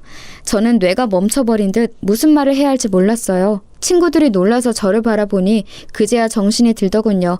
지금 이 상황에서 싸우며 가게 소문만 안 좋게 날 것 같고 그렇다고 그냥 넘기는 것도 도저히 못하겠더라고요. 그래서 생각해낸 게 메뉴는 손님이 정해야지 직원 주제에 그렇게 함부로 떠들어도 돼요? 됐고 여기 꽃등심으로 20인분 주세요. 오늘은 내가 살게 얘들아. 오랜만에 골든벨 울리지 뭐. 그래지. 얘 여기서 돈 제일 잘 버는 패션몰 사장님인데 우리도 얻어먹어보자. 가게 서비스가 엉망이라서 당장이라도 나가고 싶은 거 꾹 참을 테니까 여기 음식이라도 잘 주세요 아주머니. 제 의도를 알아차린 친구 한 명이 곧바로 저를 지원사격해줘서 속이 뻥 뚫리는 기분이었어요. 저와 제 친구 말에 동서의 표정은 곧바로 어두워졌고 친구들은 그 자리에서 크게 박장대소했죠. 동서는 또다시 카운터로 돌아갔고 다른 직원들에 의해 아주 거하게 대접받았습니다. 서비스를 많이 주겠다는 서방님의 말은 사실이었는지 뭔 별의별 음식이 줄기차게 나오더군요. 큰돈 써서 속이 좀 쓰리긴 했지만 그보다 더 많은 걸 대접받아서 기분은 좋았습니다. 친구들에게 이렇게 쓴 것도 처음이니 그거대로 유의미하다고 생각했고요. 식사를 다 마친 뒤 친구들을 가게 밖으로 내보내고 저는 동서에게 카드를 내밀었습니다. 동서는 저를 보고 비웃음조로 이렇게 말하더군요. 저희 가게 생각해서 찾아와 주신 거 감사해요 형님. 덕분에 형님이 크게 쏘신 돈 제 주머니 안으로 잘 들어왔어요. 잘 쓸게요. 다음부터는 굳이 안 찾아와 주셔도 되고요. 네 주머니라고? 뭔가 착각한 거 아니야? 내 주머니겠지. 뭔 소리예요 그게? 동서 사기당해서 가게 자금 다 날렸다며? 그건 메꿔준 게 나야. 네 말처럼 시장에서 내복 판 돈으로 도와준 건데 어때? 그래서 이 가게는 내 명의로 되어 있고 정확히 말하면 내가 사장이고 여기 모든 돈은 내 돈이란 뜻이지. 서방님과 내가 이미 다 정리한 일들이야. 그래서 말인데 내가 사장으로서 하는 가장 첫 번째 일을 지금 해보려고. 너 여기서 해고야. 내 가게에서 나가. 지금 네가 여기서 나가지 않으면 난 당장 내일부터 서방님과 너 여기 모든 직원들 다 해고할 거야. 그래도 못하겠다면 네가 사기당해서 자금 다 날린 거 시부모님한테 말하거나 셋 중에 선택해. 지금 여기서 당장. 죄송해요 형님. 제가 오늘 너무 예민했어요. 요즘 가게 일로 너무 바빠서 좀 무리하게 군 것 같아요. 한 번만 용서해 주시면 안 돼요? 제가 원래 좀 제멋대로인 거 아시잖아요. 사실은 형님이 오늘 찾아온 게 저한테 생색내려고 그러는 것 같아서 좀 기분이 안 좋았거든요. 아니, 제가 오해했던 거죠. 그래도 저 가게에서 진짜 열심히 일해왔어요. 남편한테 미안해서라도 그 도박빚 다 갚으려고 지금까지. 순간 동서의 입에서 도박빚이라는 말이 나왔어요. 저는 그게 무슨 말인지 곧바로 추궁했습니다.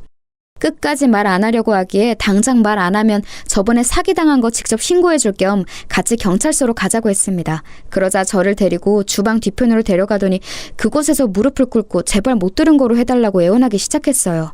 제가 계속해서 캐묻자 손을 벌벌 떨면서 그 자리에서 이실직고를 하더군요. 알고 보니 동서는 친척에게 사기를 당한 게 아니라 도박에 손을 대 돈을 잃은 거였습니다.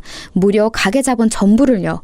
대체 무슨 생각으로 서방님이 평생을 모은 그 돈으로 도박을 한 거냐고 물으니 자기는 이럴 줄 몰랐다고 하대요. 몇 배로 불려오면 장사가 잘 안 돼도 상관없을 테니까 조금이라도 더 여유롭게 하고 싶어서 손을 댄 거래요. 도박에 빠진 다른 친구가 돈을 따는 모습을 보고 별로 어려운 일도 아닌 것 같았다면서요. 그런데 처음에 돈을 잃고 나서 그 돈을 메꾸려고 남의 돈을 일부러 넣었고 그마저도 1차 다시 원상복구하려 돈을 넣고 잃고 다시 넣고 잃고 그 과정을 반복하다가 일주일 만에 억소리 나게 잃은 겁니다. 그래놓고 뻔뻔하게도 친척에게 사기를 당한 거라고 말하더군요. 기가 차서 웃음이 나왔습니다. 무슨 말을 해야 할지 몰라 어이없이 그냥 쳐다만 보는데 그걸 긍정적인 신호로 생각했는지 갑자기 일어나서 이렇게 말하더군요. 형님, 저 주사 심한 거 아시잖아요. 그날 취한 채로 손대서 그런 거예요. 만약 맨정신이었으면 아마 이런 일 절대 없었을 거라고요. 취한 제 잘못이지. 잘 되려고 한 게 잘못인 건 아니잖아요. 제가 이렇게 솔직히 다 털어놓았으니 한 번만 봐주세요. 우리 부부 도와주신 거 다 잘 되기를 바라고 해준 거잖아요. 이제 와서 형님이 남편한테 사실을 말하면 우리 곧바로 이혼하고 가정 다 무너지는 거예요. 그걸 바라는 건 아니잖아요. 그쵸? 어떻게 그렇게 교묘하게 제 약점을 건드리는 건지 가정이 무너진다는 말에 저는 또다시 제 가족이 생각나서 멈칫했습니다. 하지만 더 이상 그 말을 제 약점으로 두기 싫었어요. 가정이 무너지는 건 가슴 아픈 일이지만 때로는 무너져야 더 견고한 성을 쌓을 수 있기도 하니까요. 이건 제가 무너뜨리는 모내성이 아니라 언젠가는 무너져야 할 성이란 생각이 들었습니다. 저는 그 자리에서 빠져나와 동서를 안에 두고 문을 닫아버렸습니다. 그리고 곧바로 서방님에게 전화를 걸었어요. 서방님이 받자마자 저는 동서가 한 말 전부를 고스란히 전했죠. 밖에 있는 동서가 이 얘기를 듣고 미친 듯이 문을 두드렸지만 저는 있는 힘껏 막았습니다. 더 이상 이 사람을 가족으로 받아들여선 안 되고 이문처럼 선을 그어야 한다는 생각으로 완강했거든요. 이 모든 이야기를 전해들은 서방님은 놀란 듯 잠깐 동안 말이 없다가 알겠다고 전화를 끊었죠. 저는 그 후에야 문을 열어주었고 동서는 미친 듯이 제 옷을 잡고 흔들면서 욕설을 퍼부었어요. 전 남은 힘을 끌어모아 동서의 뺨을 때렸습니다. 너 같은 인간이랑 함께 할 바엔 차라리 무너지는 게 나아. 서방님은 혼자서 다시 일어설 수 있는 사람이니까. 난 네가 말한 그딴 쓸데없는 걱정 안 해. 그리고 이제 가족도 뭣도 아닌 남이니까 마지막으로 충고할게. 그 망할 주사 고쳐. 이미 이사단이 났지만. 그 말을 하고선 저는 고래고래 소리를 지르는 동서를 두고서 가게를 빠져나왔습니다. 그 후의 일은 굳이 말하지 않아도 대충 짐작해 가실 거예요. 동서가 도박에 손댔고 그로 인해 모든 돈을 잃은 걸 시댁 식구가 모두가 알게 됐어요. 서방님이 모두가 모인 자리에서 이 사실을 밝혔고 동서와 이혼하겠다고 선언했거든요. 잃은 돈을 법적으로 돌려받으라는 시아버님의 말씀에 서방님은 자신이 배우자를 잘못 선택한 죗값이라고 생각하며 살겠다 했습니다. 결국 서방님은 그렇게 이혼을 하게 됐죠. 옛 동서는 끝까지 이혼 못한다고 버텼다는데 동서의 잘못으로 헤어진 거니 버린다고 될 일이 처음부터 아니었죠. 애초에 가져온 게 없으니 한 푼도 못 받고 뭐 하나 건지지도 못하고 몸만 쫓겨났다네요. 저도 그 후로 한 번도 동서를 못 봤어요. 서방님에겐 몇 번이나 연락이 오고 매일 집 앞으로 찾아왔다는데 그걸 모두 완강히 외면한 서방님이 대단하다고 생각했어요. 아마 자신을 속인 것과 지금까지 한 행동에 대해서 큰 충격을 받았으니 심적으로 많이 힘들었겠지만 늘 그랬듯 꿋꿋하게 이겨낼 거라 믿어요. 그럴 수 있게 남편이 옆에서 아주 잘 돕고 있습니다. 퇴근 후에 가게를 찾아가 서방님 일을 돕고 있거든요. 우애 좋은 형제로 소문날 정도니 말 다 했죠. 가게는 여전히 서방님이 운영하고 있어요. 장사가 잘 되고 있어서 아무래도 사장님은 서방님이 하는 게 맞을 것 같더라고요. 지금도 여전히 매주 제게 돈을 보내오는데 금액이 점점 커지는 걸 보니 서방님이 멋지게 자립할 날도 얼마 안 남은 거겠죠. 부디 행복해지면 좋겠어요. 착한 사람은 복을 얻어야 하는 게 이 세상에서 가장 당연한 이치잖아요. 제가 아는 사람 중에 가장 정직하고 바른 청년이니까 바라는 대로 이루어졌으면 좋겠다고 오늘도 조용히 기도해 봅니다. 이 어이없고도 웃음이 나오는 사연을 따뜻하고 다정하게 들어주셔서 감사합니다. 좋은 하루 보내시길